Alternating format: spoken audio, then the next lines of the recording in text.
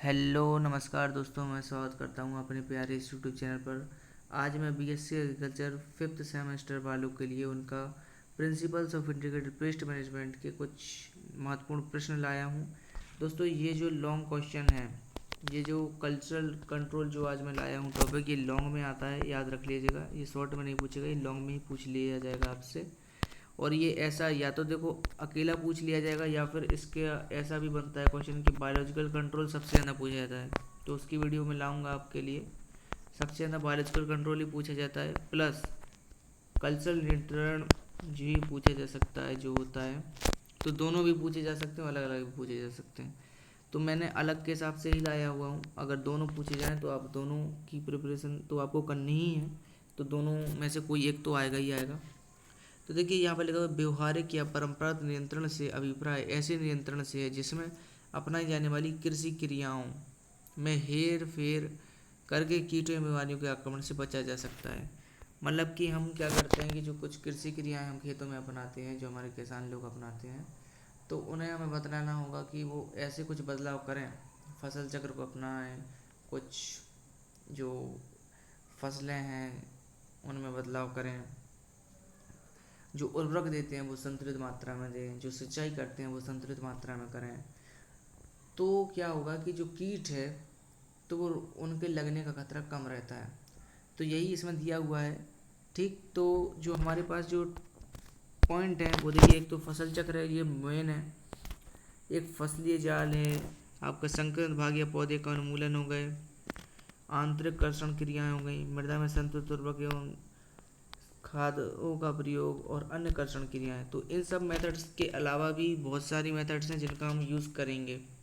तो यहाँ पर फसल चक्र जैसे पहले नंबर पर दिया हुआ है, तो दोस्तों फसल चक्र आप जानते हैं, फसल चक्र का मतलब होता है कि बदल बदल कर हेर फेर कर फसलों को बोना।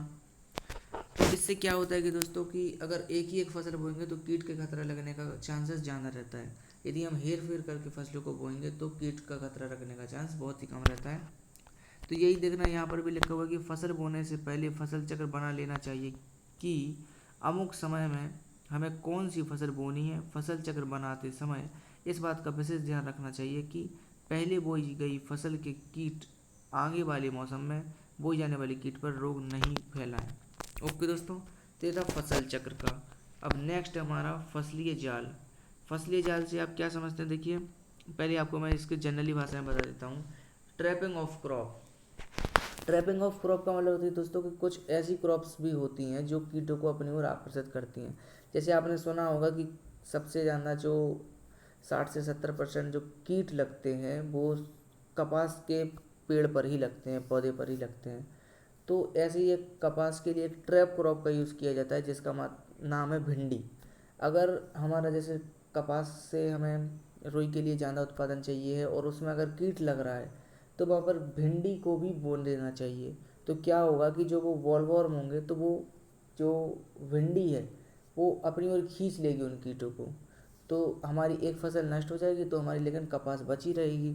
तो ट्रैप क्रॉप का मतलब यही होता है। ठीक दोस्तों, तो यहाँ पर भी दिया हुआ है फसलीय जाल में आपका क्या दिया हुआ है दोस्तों, मुख्य फसल की रक्षा के लिए फसल के चारों ओर या एक दिशा में या कूड़ों के बीच में थोड़ी मात्रा में ऐसी फसल चाहिए जिस पर मुख्य फसल के कीट ट्रैप क्रॉप पर अधिक आकर्षित होते हों।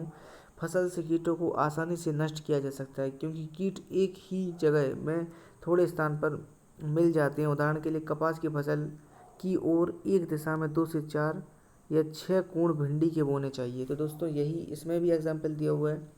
अब नेक्स्ट पॉइंट है संक्रमित भाग का उन्मूलन। तो दोस्तों संक्रमित भाग का उन्मूलन से क्या मीन्स हुआ कि जो हमारे खराब पेड़ पौधे हैं उनको हमें उखाड़ के फेंक देना चाहिए, क्योंकि जैसे खरपतवार हो गए या अन्य पौधे के अपशिष्ट हैं जो खेत में पड़े हुए हैं, कीट उन पर जीवित है, और जब हमने फसल बोया तो वो फिर उसके थ्रू फिर हमारी जो फसल उगेगी उसको संक्रमित कर देंगे, तो उससे दिक्कत होगा।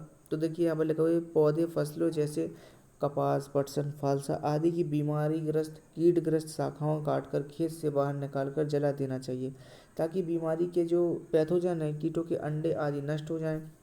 कुछ कीट फसलों के कटने के बाद वृक्षों की हुई छाल के नीचे छिप जाते हैं, अतः तने की फूली हुई छाल को निकाल देना चाहिए, कीट उसमें छिपने ना पाएं। इसके अतिरिक्त सूखी, कमजोर एवं घनी शाखाओं को देने से कीटों का प्रकोप एक समय तक कम हो जाता है। ठीक दोस्तों, अब आया हमारा इंटर कल्चर, निराई गुड़ाई या कर्षण क्रियाएं। तो दोस्तों निराई गुड़ाई करते रहना चाहिए। इसमें लिखा हुआ है कि निराई गुड़ाई आदि क्रियाओं को खड़ी फसल में करने पर एक तो खरपतवार नष्ट हो जाते हैं।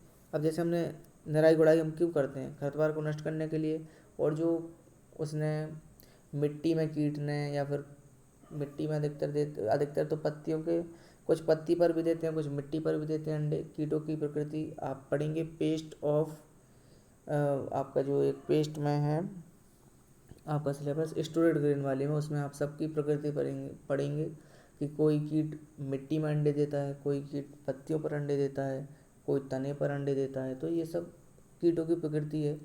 तो हम निराई गुड़ाई करके इनके लार्वे को, अंडों को नष्ट कर देते हैं, जिससे कि हम कीट से बच सकें। ठीक, तो यहाँ पर लिखा हुआ है कि कीटों के लार्वे, प्यूपा तथा रात्रिचर कीट मर जाते हैं। उदाहरण लिखा है, गन्ने की पारेला में गुड़ाई करने पर रूट बोरर के कैटरपिलर तथा अंडे आदि नष्ट हो जाते हैं। ठीक दोस्तों, अब जो हमारा नेक्स्ट है मृदा में संतुलित उर्वरकों का प्रयोग। देखिए यहाँ पर जो हमारा नेक्स्ट पॉइंट रहेगा, ये हमारा मृदा में संतुलित उर्वरकों का प्रयोग या खाद का प्रयोग।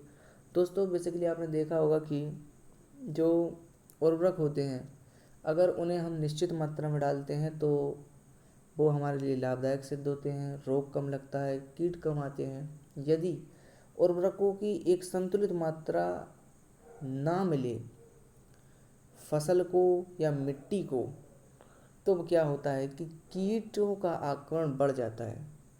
अगर कोई डोज मांग रही है फसल 80 किलोग्राम नाइट्रोजन और उसे मिल रहा है 120 किलोग्राम नाइट्रोजन, तब निश्चित ही कीटों या रोगों के प्रकोप होने का खतरा बढ़ता है। इसलिए मृदा में हमें क्या करना है? संतुलित उर्वरक डाल लें। सीधी खाद पर भी बात करी जाए तो जब यहाँ पर लिखा हुआ है कि जब भूमि में ठीक से सड़ी हुई गोबर की खाद मिलाई जाती है तो दीमक के पनपने का मौका नहीं मिलता, क्योंकि दीमक कच्ची खाद से अपना भोजन प्राप्ति करती है। उनका प्रयोग संतुलित मात्रा में करने से फसल व अन्य वनस्पति स्वस्थ रहती हैं। ठीक दोस्तों, अगर हम इनका उपयोग अच्छी मात्रा में करेंगे तो हमारी वनस्पति या फसल सुरक्षित रहेगी। यहाँ पर अन्य कर्षण क्रिया। अन्य कर्षण क्रिया में यहाँ पर क्या लिखा हुआ है दोस्तों, देखिए पढ़िए थोड़े। यहाँ पर लिखा हुआ है आपका कि उपयुक्त कर्षण क्रियाएं अतिरिक्त कुछ ऐसी कर्षण क्रियाएं भी हैं जिनको अपना कीट नियंत्रण किया जा सकता है। जैसे एक सिंचाई है, मैंने अभी स्टार्टिंग में बताया था आपको। सिंचाई का मतलब कि अगर आपने जैसे सिंचाई करी हुई है तो क्या होता है कि कई बार अधिक सिंचाई करने पर भूमि में नमी की मात्रा ज़्यादा हो जाती है, जिससे जो रोगों का खतरा भी बढ़ सकता है। तो हमें सिंचाई को भी नियंत्रित करना होता है। और यहाँ पर देखो, यहाँ पर समय पर सिंचाई करने से दीमक का प्रकोप नहीं होता है। और सिंचाई का जो टाइम है, वो टाइम पीरियड वो बिल्कुल ही निश्चित रहे कि हमें इतने टाइम पर करना है। हमने बुआई कर दी है, अब हम सिंचाई हमें इतने दिन में करनी है, तो एक निश्चित टाइम पीरियड रहे। इसके अलावा भी एक कर्षण क्रिया ये आती है कि परती रखना। परती रखना का मतलब दोस्तों मैं आपको बताता हूँ कि जो परती रखना होता है, परती का मतलब दोस्तों होता है खाली भूमि। खाली भूमि, क्या खाली भूमि? आप इस पॉइंट को भी वहाँ एग्ज़ाम में ऐड कर सकते हैं, क्योंकि खाली भूमि से क्या होता है दोस्तों कि जैसे हमारी भूमि में जब कोई फसल नहीं रहेगी कुछ समय के लिए, जैसे हमने जैसे गेहूँ काटा, अब हम 4-5 जैसे 3 महीने के लिए हमने खेत को खाली छोड़ दिया, तो जब भूमि खाली रहेगी तो कीटों को पनपने का मौका नहीं मिलेगा। कीट आएगा तो वहाँ पर उसे कुछ मिलेगा ही नहीं, खाली खेत है, भूख के मारे मर जाएगा। तो एक ये भी नियंत्रण का तरीका है। तो दोस्तों एक जैविक नियंत्रण और ये एक कल्चरल नियंत्रण और एक भौतिक नियंत्रण है। ये अधिकतर पेपर में पूछे जाते हैं। तो रासायनिक नियंत्रण आपसे उतना नहीं पूछा जाएगा, क्योंकि आईपीएम का जो मेन टारगेट होता है वो बायोलॉजिकल कंट्रोल पर गौर करना होता है। तो आप बायोलॉजिकल कंट्रोल में एक वीडियो में लाऊंगा, तो उस हिसाब से आप पढ़ लीजिएगा और आप अपने कॉलेज से बुक्स वगैरह भी खरीद सकते हैं, उससे भी आप पढ़ सकते हैं और वीडियो को भी देख सकते हैं। थैंक यू दोस्तों।